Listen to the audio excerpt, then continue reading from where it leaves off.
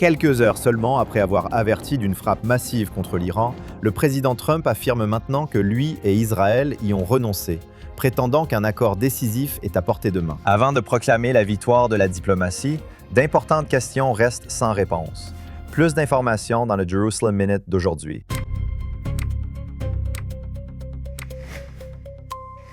Bienvenue sur le Jérusalem Minute de GNS TV. Alex, hier soir, nous avons appris que les États-Unis, peut-être avec Israël, allaient frapper les infrastructures iraniennes.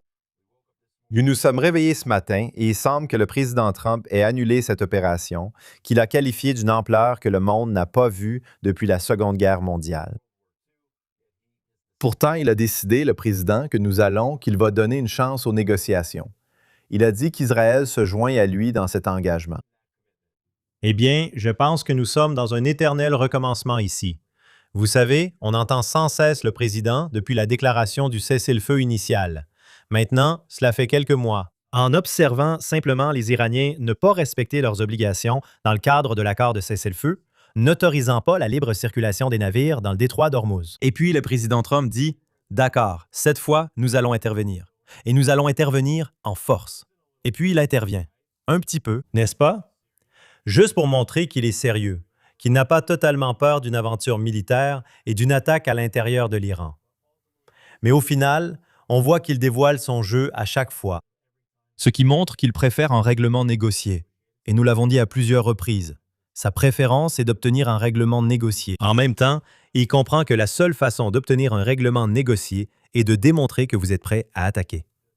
Cependant, si vous continuez à faire cela encore et encore, les Iraniens vont finir par comprendre. Et à ce stade, ils comprennent beaucoup mieux le comportement de négociation de Trump que, je pense, Trump ne comprend le leur. Et ils veulent continuer à rester dans ce cycle parce qu'ils pensent que cela humilie le président. Et dans une large mesure, je pense que c'est le cas. Maintenant, est-ce que cela signifie que le président des États-Unis ne perdra pas patience à un moment donné? Je crois qu'à un moment donné, le président va perdre patience, ce qui signifie qu'un retour à une opération massive est inévitable. La question, c'est quand? Il se peut très bien que le président Trump essaie de gagner du temps, qu'il ne veuille pas le faire avant les élections de mi-mandat, qu'il préfère laisser cette situation continuer jusqu'à ce qu'il ait passé le cap des élections de mi-mandat. Espérons qu'il garde la Chambre. Il garde le Sénat. Et à ce moment-là, il dit « D'accord, j'ai passé le cap des élections de mi-mandat. Maintenant, je n'ai plus rien à craindre. Rien ne me retient. Et maintenant, je vais y aller à fond. » Je pense qu'il se passe autre chose ici. Et c'est très intéressant. Et je ne pense pas que quelqu'un l'ait encore dit. Mais vous voyez que Trump s'est maintenant retrouvé dans une situation où il essaie de gérer le conflit avec l'Iran. D'accord. Et à bien des égards, ce que Trump fait vis-à-vis de l'Iran est parallèle à ce que le premier ministre Netanyahou fait à Gaza, au Liban, avec les Houthis, avec l'Iran, c'est-à-dire gérer ces conflits, n'est-ce pas? Et les gens ont critiqué Netanyahou tout au long de la guerre en disant « Vous savez, pourquoi cherchez-vous à gérer le conflit au lieu d'y aller à fond avec tout ce que vous avez? » Maintenant, le premier ministre Netanyahou a eu beaucoup de choses à prendre en compte lui-même, c'est-à-dire, pouvons-nous maintenir plusieurs fronts en même temps, n'est-ce pas? Vous avez vu que Netanyahou, il a envoyé les FDI à Gaza pendant un certain temps. Et puis, quand la frontière nord commençait à chauffer, il a essentiellement mis le front de Gaza en pause, en veilleuse, pendant qu'il détournait ensuite les troupes des FDI vers la frontière nord pour éviter d'avoir deux fronts complets qui se battent en même temps. Il ne voulait pas faire cela. Aussi, il devait, ce que nous appelons ménager l'armement. Il y avait des limites aux fournitures. Et Netanyahou ne voulait pas dire publiquement de combien d'armes les FDI disposent. Mais il devait travailler avec, au début, l'administration Biden qui était beaucoup moins disposée à fournir des armes. Et ensuite, plus tard, avec l'administration Trump pour s'assurer que l'administration fournissait à Israël les armes nécessaires. Donc, cela avançait. Netanyahou prenait les décisions d'avancer sur les différents fronts en fonction du nombre d'armes, offensives et défensives, qu'Israël possédait. Donc, Netanyahou gérait le conflit. Et maintenant, vous voyez Trump faire exactement la même chose. Je pense que c'est une validation énorme de la façon dont Netanyahou a mené la guerre au cours des 3 dernières années. Selon les rapports, le détroit d'Ormuz sera ouvert immédiatement. Et apparemment, il y a aussi une certaine avancée dans les négociations nucléaires. Mais je veux parler de cette gestion du conflit. Pensez-vous donc que le premier ministre israélien puisse le comprendre au vu de sa manière de gérer la situation à Gaza et au Liban? Pensez-vous alors qu'il comprend ce que fait le président? C'est-à-dire qu'Israël préférerait que la situation avec l'Iran ne soit pas transmise à la prochaine génération et à celle d'après? Il ne fait aucun doute qu'Israël ne veut pas que l'Iran soit une menace régionale. Une terreur, la tête de la pieuvre terroriste dans la région. Je pense que le premier ministre espérerait que le président Trump règle cela une bonne fois pour toutes. Et nous parlerons de leur rencontre dans quelques minutes. Et si l'Iran devrait le prochain, comme les Émirats arabes unis ou d'autres pays avec qui nous pourrions établir une relation, au lieu de rester, même affaiblis, une superpuissance régionale du terrorisme. Je pense pas qu'il y ait le moindre doute qu'Israël veuille voir cette situation en Iran réglée une bonne fois pour toutes. D'accord, ça ne fait aucun doute. Israël veut voir un changement total de régime. Ils veulent que l'Iran devienne une démocratie, où le peuple iranien choisit son dirigeant lors d'une élection libre et équitable, avec la conviction que le peuple iranien souffre sous cette république islamique depuis 1979. Et si on leur donnait le choix, ils choisiraient une direction qui ne voudrait pas entraîner l'Iran dans les profondeurs de la barbarie et de la guerre contre tous les autres pays de la région, mais qui voudrait plutôt voir l'Iran retrouver sa culture prestigieuse et réintégrer la communauté des nations. C'est ce que souhaite Israël. Et le premier ministre Netanyahou a été très clair à ce sujet. C'est pourquoi la première salve de cette guerre de 6 semaines, qui a eu lieu le 28 février, visait à éliminer le guide suprême, Ali Khamenei. Israël et, je pense, le président des États-Unis espéraient qu'après 6 semaines de guerre, que ce régime serait tombé. C'était l'espoir. Et je crois les rapports qui disent que le premier ministre Netanyahou a montré, lors d'une réunion précédente au président Trump, une présentation dans laquelle Netanyahou estimait que ce régime tomberait. Maintenant, ils ne sont pas tombés. Et ce qui se passe en Iran est très similaire à ce qui se passe à Gaza. On aurait pu penser qu'après plus de 2 ans et demi de guerre, que la Hamas se serait complètement effondrée. Mais ce sont des organisations terroristes. Et les organisations terroristes ne se rendent pas. Ils iront jusqu'au dernier homme debout. D'accord, tant qu'il reste un seul gars là-bas qui peut brandir le drapeau de la terreur et dire « Nous sommes toujours là », ils sont toujours là. Et vous avez une situation similaire en Iran. Il y a eu une guerre de 6 semaines où les États-Unis et Israël ont frappé 15 000 cibles, selon les rapports. D'accord. La présence continue de l'Iran prouve à quel point l'infrastructure terroriste et les gardiens de la révolution islamique sont enracinés. Tant que l'Iran peut payer leurs membres, cela perdurera. Ils continueront à terroriser la population. C'est pourquoi aussi le blocus de l'Iran est si important. C'est pourquoi les sanctions sont si importantes. Parce qu'il faut priver ce régime de son infrastructure économique afin qu'il ne puisse plus payer ses gardiens de la révolution. Donald Trump trouve cela beaucoup plus difficile qu'il ne le pensait de faire tomber ce régime. Mais au final, je pense que tant que vous voyez ce schéma, ce cycle sans fin qui se répète, où l'Iran entre en négociation, dit « Vous savez, nous allons vous donner tout ce que vous voulez », vous savez, Donald Trump dit « D'accord, nous avons enfin un accord ». Soudain, l'Iran déclare « Oups, nous avons attaqué le navire traversant le détroit d'Ormuz. Oups, nous venons d'envoyer accidentellement un missile balistique vers le Koweït, la Jordanie, les Émirats arabes unis ou l'Arabie saoudite. » Vous allez voir ces violations constantes. Les États-Unis vont mener une riposte limitée. Ensuite, vous verrez la situation s'aggraver un peu. Ensuite, vous voyez Donald Trump faire quelque chose de plus significatif, comme lors de 13 nuits consécutives d'attaque, sans toutefois déclencher une guerre totale. Et puis, la menace de ouvrir les portes de l'enfer, revenir à la Seconde puis à la Troisième Guerre mondiale. Puis l'Iran qui dit « D'accord, nous allons négocier à nouveau », en niant avoir dit qu'il négociait de nouveau, affirmant que Trump est celui qu'il veut. Et puis, on recommence encore et encore jusqu'à ce que le président Trump perde patience. Oui, je pense qu'on va probablement dans cette direction, peut-être jusqu'aux élections de mi-mandat, comme vous l'avez dit. Mais il y a 3 ou 4 jours, le président Trump disait en fait « Nous allons leur botter le cul ». C'est ce qu'il a dit. Je crois que c'était en direct à la télévision, à Trey Yingst de Fox News. Le président Trump réagissant à cette attaque iranienne contre les forces américaines la nuit dernière en Jordanie. Le président Trump dit à Fox News à propos de l'Iran « Nous allons leur botter le putain de cul ». Il a ajouté « On va les frapper fort, ils vont prendre une raclée ». Et après qu'il ait prononcé ces mots, le CENTCOM a lancé de lourdes frappes contre des dizaines de cibles du CGRI à l'intérieur de l'Iran. Je veux dire, c'est vers ça que tout semblait aller. Je crois que c'était mercredi dernier, mardi ou mercredi, Trump a fait ses commentaires en direct à la télévision et voilà où nous en sommes maintenant. Et nous avons aussi vu quelque chose de nouveau, à savoir des frappes conjointes des États-Unis et de l'Arabie saoudite, parce que les Houthis attaquaient l'Arabie saoudite. Et les États-Unis et l'Arabie saoudite tiennent à juste titre l'Iran pour responsable de cette escalade et attaquent directement à l'intérieur de l'Iran. Et donc, pour la première fois, les États-Unis avaient un autre partenaire dans cette guerre, les Saoudiens. Ce n'est pas Israël. Et il est important de noter encore une fois qu'il y a cette dissuasion qu'Israël a réussi à instaurer.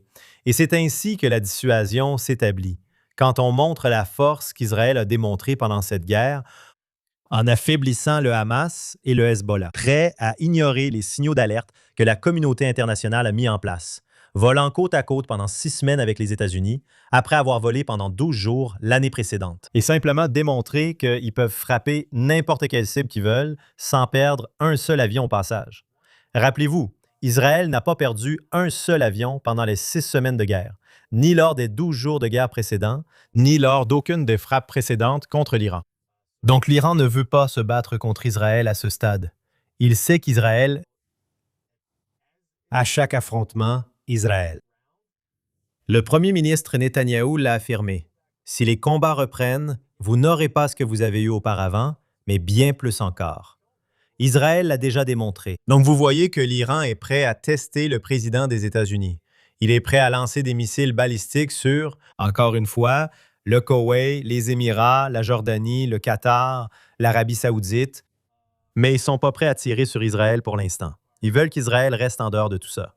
Maintenant, la seule façon, selon moi, pour qu'Israël revienne dans le conflit, c'est si le président Trump veut un retour à la guerre totale. Et alors Israël s'impliquera. Et Israël est prêt, armé jusqu'aux dents. Israël est prêt à agir. Et l'analyse ici en Israël, c'est qu'Israël rejoindra les États-Unis à un moment donné. Et qu'Israël sera également prêt à ce moment-là. Que la dissuasion cédera la place à une guerre ouverte et qu'Israël sera à nouveau la cible de certains missiles balistiques iraniens. Mais Israël est également content de rester en retrait pendant que le président Trump décide de ce qu'il veut faire. Et par-dessus tout cela, Alex, il y a eu en fait une rencontre en face à face entre le premier ministre Netanyahou et le président Trump à la Maison-Blanche la semaine dernière. Il n'y a pas eu de conférence de presse officielle. D'après ce que j'ai compris, Netanyahou est passé par une porte latérale pour ne pas attirer l'attention, même si cette rencontre avait lieu. Le premier ministre Netanyahou a affirmé que c'était l'une de ses meilleures rencontres avec le président Trump et a insisté sur la solidité des relations entre les deux pays. Découvrons ses commentaires. C'était génial. C'était l'une de nos meilleures réunions. Et j'ai toujours... Vous savez, je déteste toujours décevoir nos détracteurs qui essaient de trouver, vous savez, des fissures dans notre alliance. Et ce qu'ils trouvent aujourd'hui, c'est un mur de granit. Vous savez, nous ne voulons pas voir ce régime fanatique à Téhéran posséder des armes nucléaires pour menacer. Chaque Américain menacer la paix dans le monde et menacer l'existence d'Israël. Nous avons donc un objectif commun. Et cela sera accompli soit par des moyens diplomatiques, soit par d'autres moyens. Mais nous y sommes tous les deux engagés. Alors Alex, pas de conférence de presse, mais selon des sources, plusieurs sujets.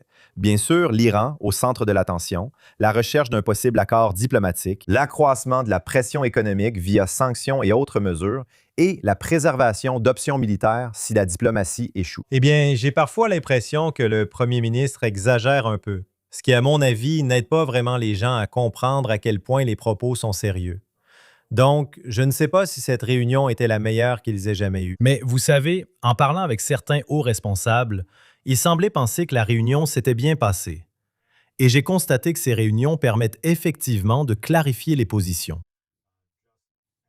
Tout comme on continue d'entendre tous ces gros titres de la presse affirmant qu'il y a une grande fracture entre le président et le premier ministre, Le premier ministre a constaté qu'il est utile de se retrouver face à face avec le président et que cela aide effectivement à recoller les morceaux si des fissures commencent à apparaître dans la relation, principalement parce que les médias essaient de faire croire à une rupture ici. Et donc, je pense effectivement qu'il y a un désaccord sur la ligne à adopter. Le président privilégie clairement les négociations. Le premier ministre d'Israël n'hésite pas à dire qu'il pense que les négociations n'aboutiront pas.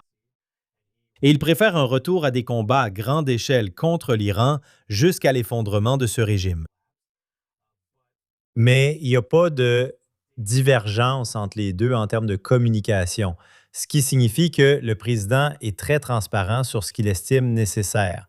Il est le partenaire principal dans cette relation. Et que Netanyahou est également très transparent sur ce que lui et Israël estiment nécessaire. Il est aussi très transparent. Et tous les deux, ils en discutent et restent sur la même longueur d'onde. Même s'ils ont des intérêts différents, même s'ils viennent de points de vue différents, ont des considérations différentes. Tous les deux semblent parvenir à un accord et à une compréhension générale. Je pense qu'il était aussi important que J.D. Vance soit présent à cette réunion. Ce n'était pas évident au départ que Vance y participerait. Vance est celui qui s'est exposé en étant le principal artisan de ces négociations.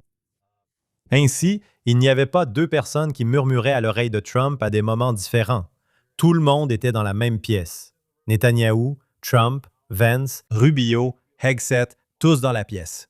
Il a été rapporté que Ron Dermer, qui a récemment démissionné de son poste de ministre des Affaires stratégiques, gérait auparavant cette relation entre Trump et Netanyahou.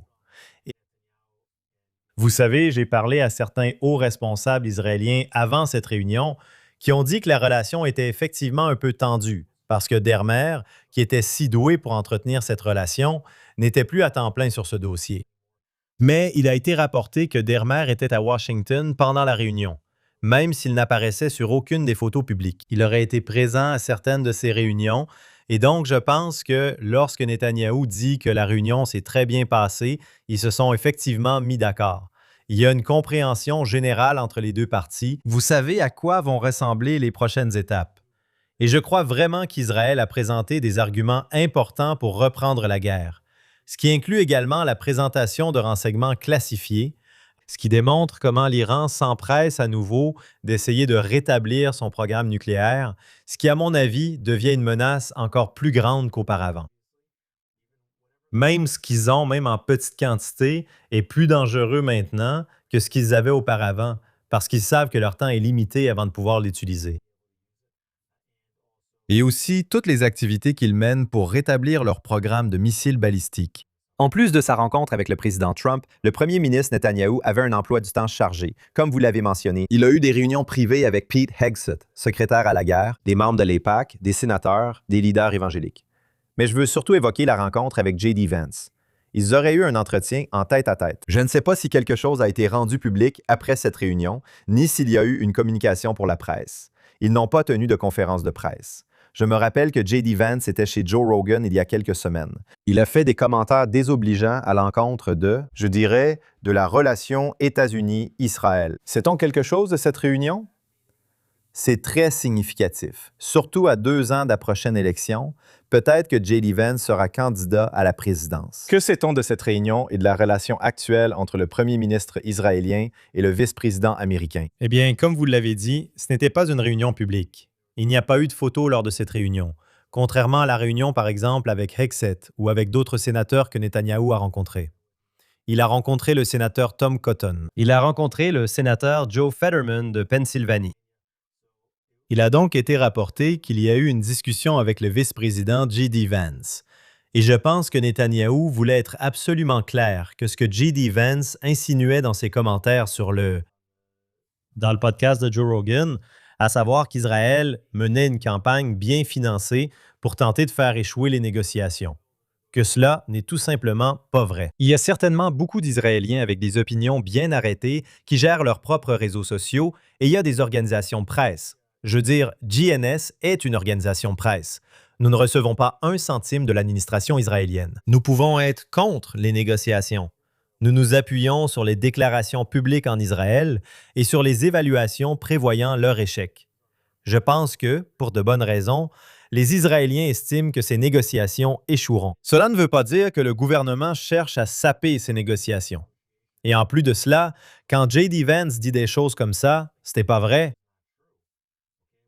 D'accord, quand J.D. Vance dit des choses du genre « Vous savez qu'Israël est juste l'un de ces acteurs qui essaie d'influencer le fonctionnement du gouvernement américain, comme le Qatar ou la Chine, qui dépensent aux États-Unis bien plus d'argent pour exercer une influence malveillante qu'Israël, et ce, de plusieurs ordres de grandeur. » Ce que cela fait, c'est que ça détériore vraiment la relation qu'Israël a travaillé à construire de façon si solide avec la communauté évangélique aux États-Unis. Et vous avez aussi vu ici qu'une fois de plus, Netanyahou a rencontré des dirigeants évangéliques, comme il le fait toujours lors de ce voyage. Et ces dirigeants évangéliques vénèrent le premier ministre Netanyahou. Et ils croient que Netanyahou fait tout ce qui est en son pouvoir pour renforcer la position stratégique de l'État d'Israël, ce qu'ils considèrent comme un impératif religieux à soutenir, que ceux qui bénissent Israël seront bénis. Ils le répètent sans cesse. Et ils croient que Netanyahou a été un véritable ami pour eux. Et ils sont des amis loyaux de l'État d'Israël.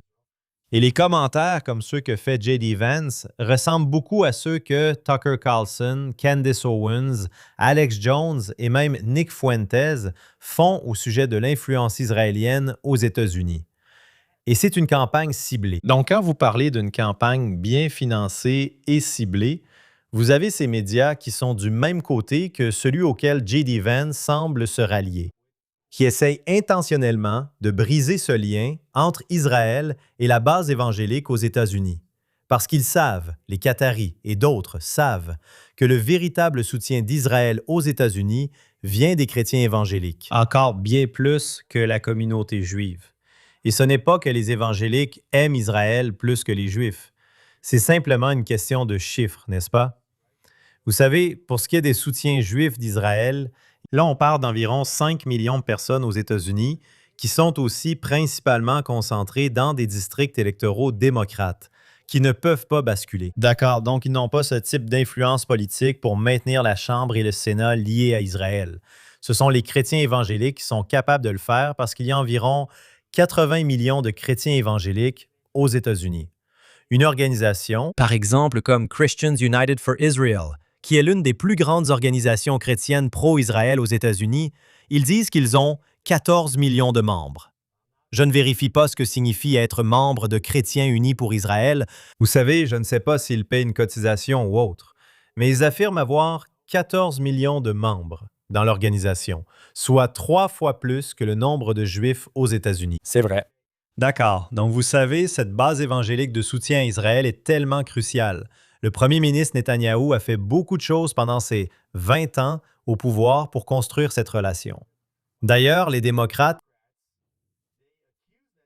ils ont accusé Netanyahou de saper le soutien des démocrates à Israël parce qu'il s'est, d'une certaine manière, tourné vers les chrétiens évangéliques. Mais je ne pense pas que c'était la stratégie de Netanyahou de s'éloigner des démocrates pour se tourner vers les évangéliques. Israël et la communauté juive ont toujours essayé de s'assurer qu'ils avaient le soutien de ce contingent démocrate, le contingent juif libéral et le contingent politique pour Israël. Mais comme ce soutien diminuait, les chrétiens évangéliques disent « Hey, leur soutien diminue.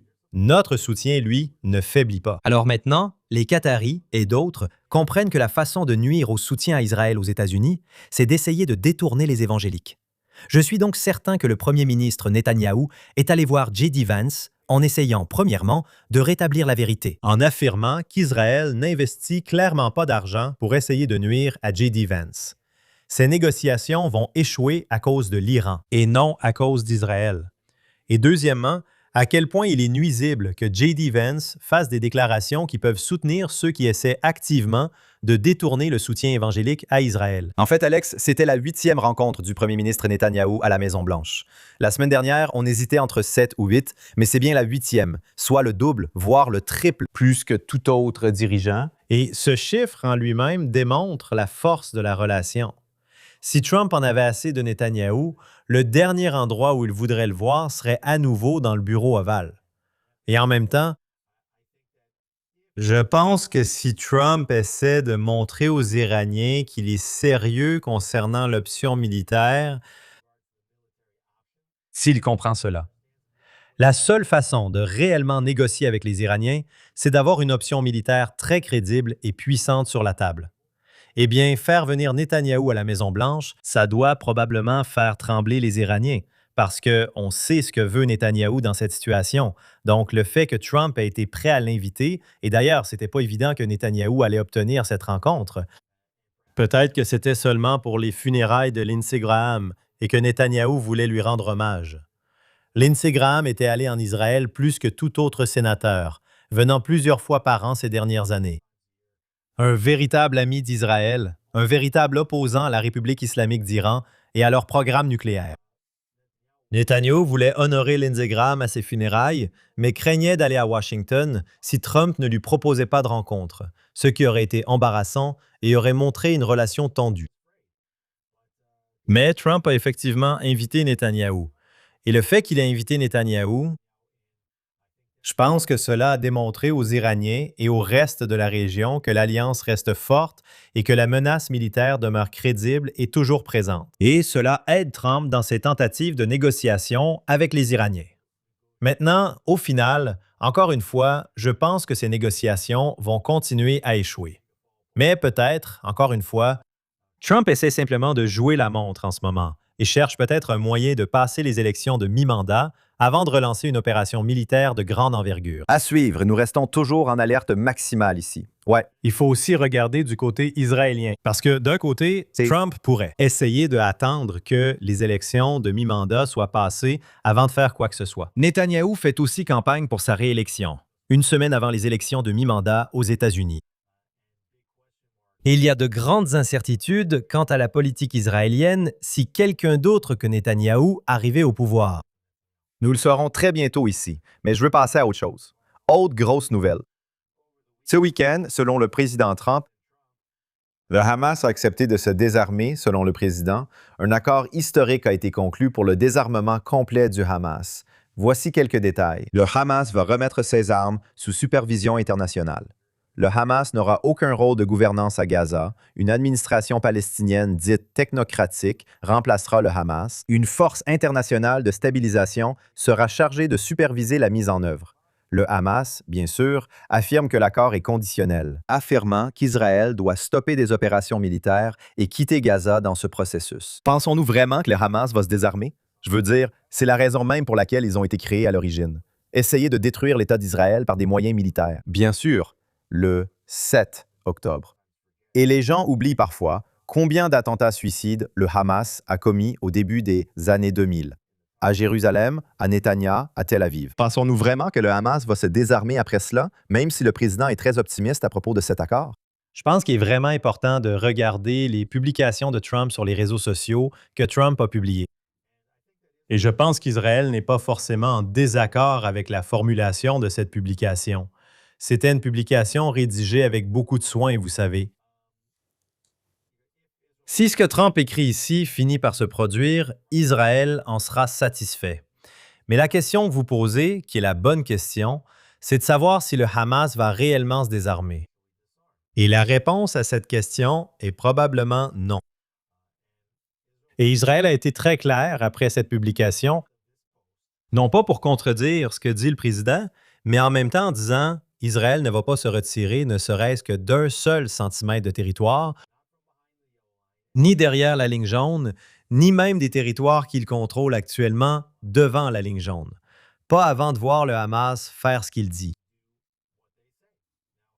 Maintenant, l'intérêt du Hamas est de dire qu'ils vont faire cela. Ils disent qu'ils vont se désarmer et espèrent que le président des États-Unis pousse Israël à se retirer afin de déclencher un effet boule de neige. Que cette boule de neige commence à rouler et montrer au peuple de Gaza qu'ils réussissent à repousser la présence israélienne à Gaza. La doctrine militaire d'Israël est complètement différente de ce qu'elle était avant le 7 octobre. Israël ne fera pas un seul pas en arrière tant qu'ils n'auront pas de preuves crédibles. Et même ce que le Hamas dit avoir accepté, c'est-à-dire remettre progressivement certaines des armes qu'il possède. D'accord, mais cela ne suffira pas pour Israël. Le Hamas dit « D'accord, nous allons remettre certaines des armes, mais nous ne voulons pas rendre l'armement lourd. » Eh bien, cela non plus ne suffira pas pour Israël. Et nous avons également vu une annonce ici disant qu'il y aurait une sorte de force internationale de stabilisation. Les chiffres que j'ai vus pour cette force sont d'environ 200 personnes. Est-ce que 200 soldats de la communauté internationale vont faire quoi que ce soit pour empêcher le Hamas de faire ce qu'il veut? Non, c'est un chiffre symbolique qui est simplement destiné à montrer que, vous savez, Trump obtient la victoire qu'il souhaite. Mais encore une fois, vous savez, Israël ne bougera pas, ne cédera pas d'un pouce tant que le Hamas n'aura pas fait ce qu'il est censé faire, c'est-à-dire se désarmer. Donc Trump peut dire tout ce qu'il veut à ce sujet. Il peut essayer de montrer aux Européens et aux autres qu'il obtient des engagements du Hamas. Mais un engagement du Hamas, c'est comme un engagement de l'Iran. Vous savez, on voit. Toujours pareil, ça vaut même pas le papier sur lequel c'est écrit. En même temps, ce que ça fait, et je pense qu'il y a un avantage pour Israël, un avantage diplomatique, c'est que ça enlève la pression sur Israël. À chaque fois que Trump dit « Je suis responsable de Gaza, je négocie avec le Hamas, je vais les amener à se désarmer », ce que cela signifie, c'est qu'Israël n'est pas responsable de faire désarmer le Hamas. Israël n'est pas responsable de ce qui s'est passé, de la destruction à l'intérieur de Gaza. Trump assume lui-même cette responsabilité. Et c'est un énorme avantage pour Israël. Donc, vous savez, ce n'est qu'un processus. Et encore une fois, cela fait partie de ce dont nous parlions plus tôt, gérer la guerre, gérer le conflit. On le gère par des moyens militaires. Il faut aussi le gérer diplomatiquement, comme le fait le président Trump. Vous savez, Il affirme qu'Israël est très satisfait de la proposition, mais je dis que ce n'est pas le cas. n'a pas de désaccord spécifique avec aucun des termes ici.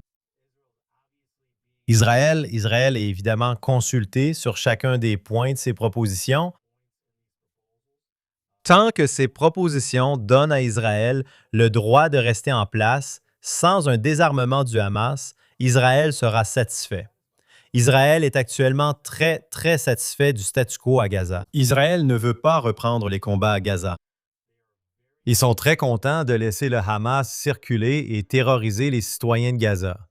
Dans les 40 et quelques pourcents de Gaza qu'ils contrôlent encore, tandis qu'Israël contrôle jusqu'à 60-70% de la bande de Gaza. Et qu'on ne verra pas de flux important d'argent pour la reconstruction tant que le Hamas ne sera pas réellement désarmé. Et je le crois, et je l'ai entendu, mais nous devons obtenir des confirmations à ce sujet.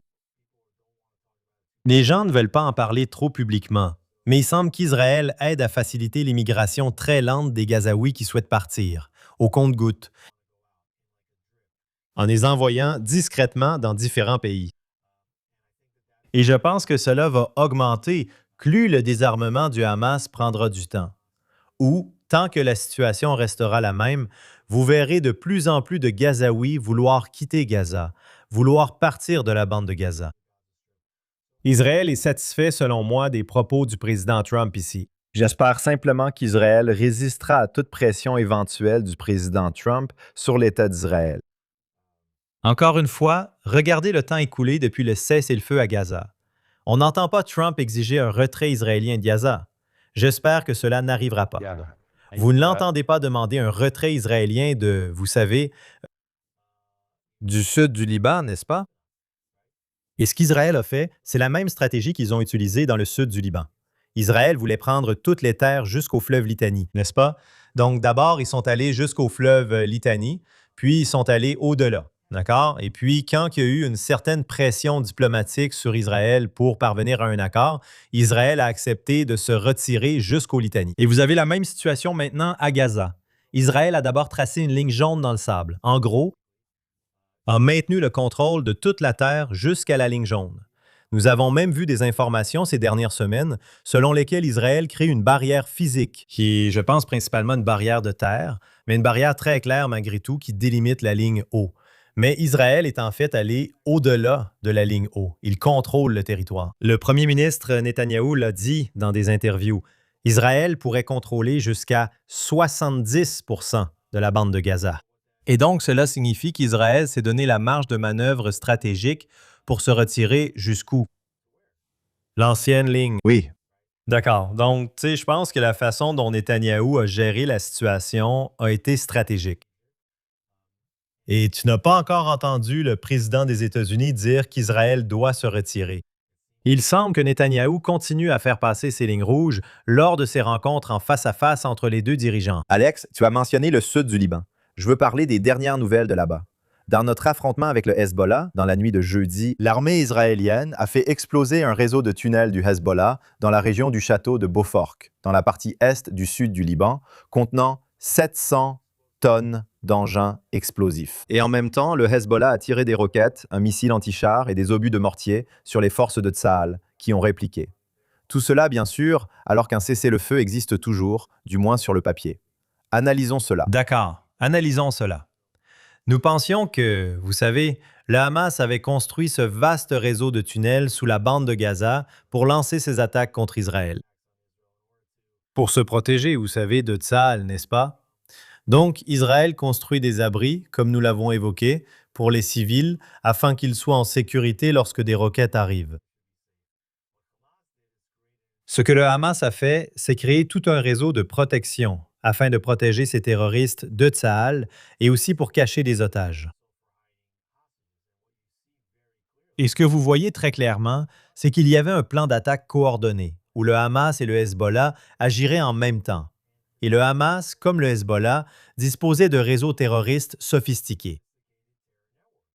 Donc, ce que le Hezbollah aurait pu faire si le Hamas et le Hezbollah s'étaient coordonnés correctement, c'est que le Hezbollah aurait pu attaquer le 7 octobre. Il aurait pu franchir la frontière nord avec plus de soldats et des troupes mieux entraînées que celles du Hamas le 7 octobre et enlever encore bien plus de personnes que le Hamas ne l'a fait le 7 octobre. Et où aurait-il été caché et retenu prisonnier dans ces tunnels? Et donc, lorsque Israël a traversé la région jusqu'à la rivière Ouatani, ce qu'ils ont découvert, c'était un réseau de tunnels sophistiqués. Et ce n'est pas la première fois qu'Israël détruit un vaste réseau de tunnels. Et nous avons vu des vidéos de certaines de ces explosions où ils ont fait exploser, disons, un réseau ou une ligne de tunnels de 200 mètres sous terre. On voit d'énormes explosions à plusieurs endroits parce qu'on envoie la bombe à un endroit et tout à coup, on voit comment elle ressort à différents points. Ça se mesure même sur l'échelle de Richter. C'est ça. Ça montre à quel point ils sont étendus. Ouais. Non seulement les tunnels, mais presque chaque maison civile au sud du Litanie. Exactement la même situation que celle que vous aviez avec le Hamas dans la bande de Gaza. Chaque maison civile était utilisée comme dépôt d'armes pour le Hezbollah. Voilà ce qu'Israël a découvert en fouillant maison par maison. Et il y a beaucoup d'enregistrements où on les voit entrer dans les maisons, déplacer des lits, déplacer des tapis et dire « voilà ce qu'il y a ici ». Et ce château de Beaufort, qui est censé être un site du patrimoine mondial protégé, d'accord? Et c'est une forteresse ancienne incroyable, ici juste au nord du Litanie, était utilisé comme l'Alamo, comme le dernier bastion du Hezbollah. Israël l'a repris et maintenant ils ont détruit ce vaste réseau de tunnels. Et qui ne s'est pas plaint quand Israël a fait ça? Les États-Unis n'ont pas protesté. Ni les États-Unis, ni le gouvernement libanais ne s'en sont plaints. D'accord, parce que les États-Unis, comme le gouvernement libanais, sont alignés avec Israël dans la guerre contre le Hezbollah. Et c'est un développement incroyable. Et en fait, cette semaine, vous allez voir le prochain cycle de négociations entre Israël et le gouvernement libanais se dérouler à nouveau à Rome, avec l'ambassadeur israélien aux États-Unis, Yechiel Leider, qui dirigera les négociations. Il y était justement il y a 2 semaines. J'étais là au même moment et j'ai rencontré l'ambassadeur Leider juste après qu'il ait terminé le premier cycle de négociations.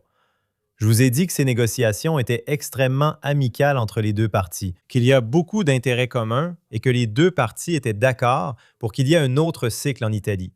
Et celui-ci est provisoirement prévu pour les prochains jours à Rome. Donc, vous n'entendez pas le Liban se plaindre. Vous n'entendez pas les États-Unis se plaindre. Vous n'avez même pas entendu la France ou d'autres pays d'ailleurs se plaindre de ce qu'Israël a fait parce qu'il est très clair que le Hezbollah est une organisation terroriste qui menace Israël. Il menace le Liban. C'est un allié, un proxy terroriste de l'Iran, et c'est une menace pour la stabilité régionale. Et vous savez, Israël, je pense, agit de manière très stratégique, à la fois à l'intérieur de Gaza, où il continue d'opérer contre les principaux terroristes là-bas, et aussi dans le sud du Liban pour démanteler l'infrastructure terroriste du Hezbollah. Alex, nous avons encore une histoire cette semaine. Et la première question est, quel est le lien avec Israël? Je pars de la situation dans cette enclave nord-africaine appelée Ceuta. Il y a eu un afflux massif de migrants. Vous avez vu les vidéos bouleversantes à la télévision de milliers de Marocains qui franchissaient la frontière, arrivant par terre ou par mer dans cette zone contrôlée par l'Espagne, appelée Ceuta. Comment cela se fait-il? Quel rapport avec Israël?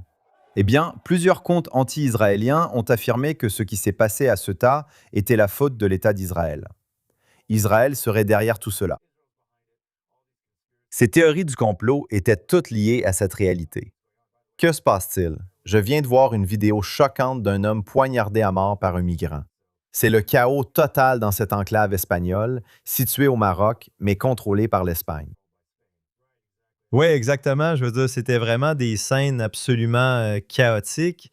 Les rapports indiquent qu'il y avait jusqu'à 50 000 migrants, voire plus, qui ont pris d'assaut cette frontière pour entrer à Ceuta. Vous voyez, qui est ce territoire contrôlé par l'Espagne. Et c'est incroyable de voir comment les anti-Israël là-dehors blâment Israël pour tout, n'est-ce pas? Oui. Mais ce qui est vraiment intéressant, c'est qu'ici, vous avez un territoire contrôlé par l'Espagne de l'autre côté de la Méditerranée, sur la rive sud, n'est-ce pas? La rive sud de la Méditerranée, et ils contrôlent ce territoire.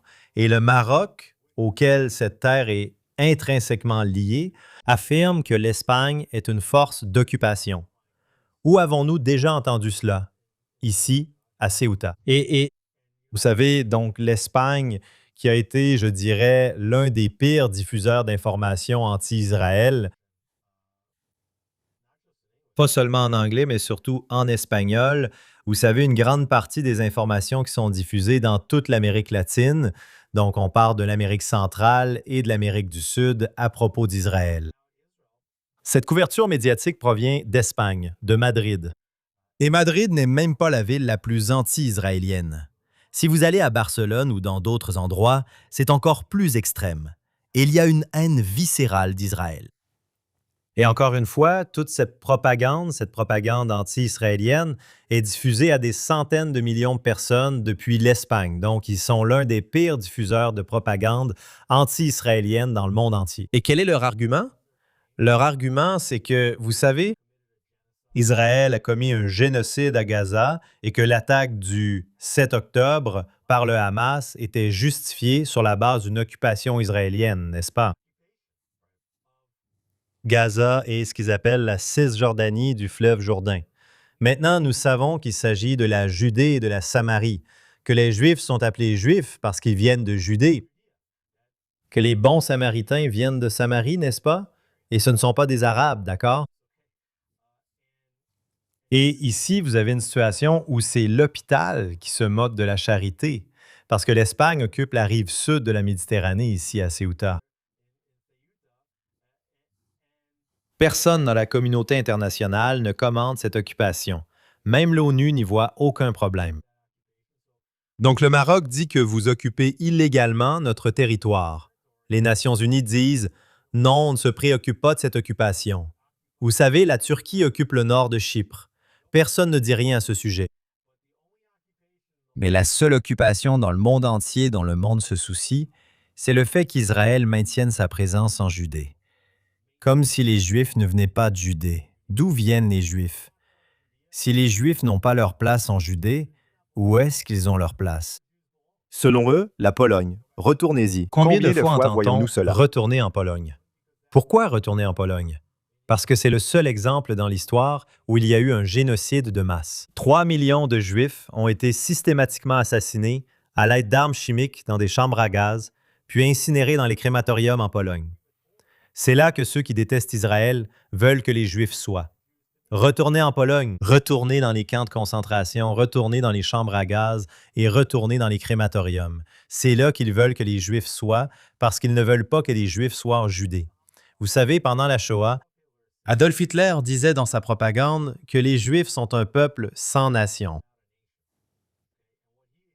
D'accord. Et son idée initiale était de chasser tous les Juifs d'Europe par un nettoyage ethnique pour les pousser dans cette région, qui à l'époque était appelée la Palestine, qui était la patrie des Juifs. À l'époque, la patrie juive s'appelait la Palestine. Et Hitler a rencontré Ajamin al-Husseini, d'accord, qui était le moufti de Jérusalem. Et le moufti a dit « Non, nous ne voulons pas des Juifs ici. Pourquoi ne les tuez-vous pas ?» Et Hitler a répondu « D'accord, faisons ça. » Donc, vous avez le moufti de Jérusalem qui collabore avec Hitler pour exterminer les Juifs dans ce qui fut un véritable génocide.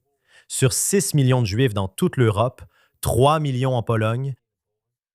Vous savez, avec un plan pour éliminer jusqu'au dernier Juif. Si vous allez à Yad Vashem, qui est le musée de l'Holocauste à Jérusalem, ils avaient des listes indiquant combien de Juifs se trouvaient dans chaque pays et chaque ville, jusqu'au dernier homme. Bien sûr. D'accord. À certains endroits, nous savons qu'il y a 10 Juifs ici. Donc, un endroit avec 10 Juifs, il n'était pas satisfait tant que ces 10 Juifs n'étaient pas tués. D'accord? C'était un génocide systématique destiné à éliminer chaque Juif jusqu'au dernier. Pendant ce temps, Israël à Gaza dit aux civils gazaouis de se mettre à l'abri parce que nous allons faire exploser un tunnel terroriste qui se trouve sous votre maison ou votre maison, qui est utilisé comme centre de stockage d'armes. S'il vous plaît, mettez-vous à l'abri, éloignez-vous du danger. Nous vous montrons où se trouve la zone de sécurité pour que vous ne soyez pas tués. D'accord. Alors, l'Espagne appelle ça un En génocide. mettant même Israël l'Holocauste de fait côté. tout. Qu'Israël fait tout ce qu'il peut dans une situation impensable où ils doivent détruire une opération terroriste, une organisation terroriste qui contrôle toute une société, en déplaçant les civils, en évitant les pertes civiles. Donc, cela serait un génocide sur la base d'une occupation. Et ici, vous voyez que l'Espagne, vous savez, en occupant une partie du Maroc actuellement, reçoit ce qu'elle mérite, avec plus de 50 000 immigrés musulmans marocains qui envahissent l'endroit. Et c'est aussi un exemple de la submersion totale de l'Europe par les musulmans. L'Europe a été complètement submergée par les musulmans. Et tout cela parce que les Européens n'ont plus d'enfants, alors que les musulmans en ont beaucoup plus qu'eux. Encore une fois, dans des proportions sans commune mesure, rien qu'en natalité. L'Europe court un risque très sérieux d'effondrement total et absolu. Et à qui la faute? Les Juifs. C'est la faute d'Israël. Owens le dit. Eh bien, tu sais quoi? Je suis d'accord avec eux. C'est la faute des Juifs. Pourquoi? Parce que dans l'effort européen visant à éliminer le peuple juif, si Dieu dirige le monde, d'accord, il y a une justice divine à l'œuvre ici, où les Européens ont dit, vous savez quoi? Nous ne voulons pas des Juifs. Alors, vous savez quoi? Dieu dit, d'accord, vous ne voulez pas des Juifs? Eh bien, non seulement vous allez avoir les musulmans, mais vous allez dire, nous voulons les musulmans et nous allons les inviter à entrer dans notre société depuis l'extérieur de nos frontières. Donc, si les Européens avaient dit, vous savez quoi? Nous aimons les Juifs renforcent notre société. Ils atteignent le sommet de notre économie, le sommet de notre structure politique. Ils renforcent notre société, ce qu'ils font partout où ils vont. Si l'Europe dit, vous savez, nous ne voulons pas de cela, alors ils vont prendre autre chose à la place. Ils invitent volontairement cette population de musulmans qui détruisent leur culture et qui veulent instaurer la loi de la charia dans leur pays. Et encore une fois, c'est l'hôpital qui se moque de la charité. Ils occupent un territoire au Maroc et personne ne dit rien à ce sujet, même quand cela se produit.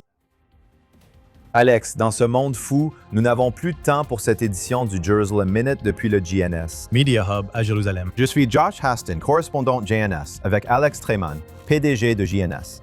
Retrouvez tout notre contenu sur GNS TV, abonnez-vous et laissez-nous un super merci. Et rendez-vous sur gns.org pour les toutes dernières actualités d'Israël, du Moyen-Orient et du monde juif entier.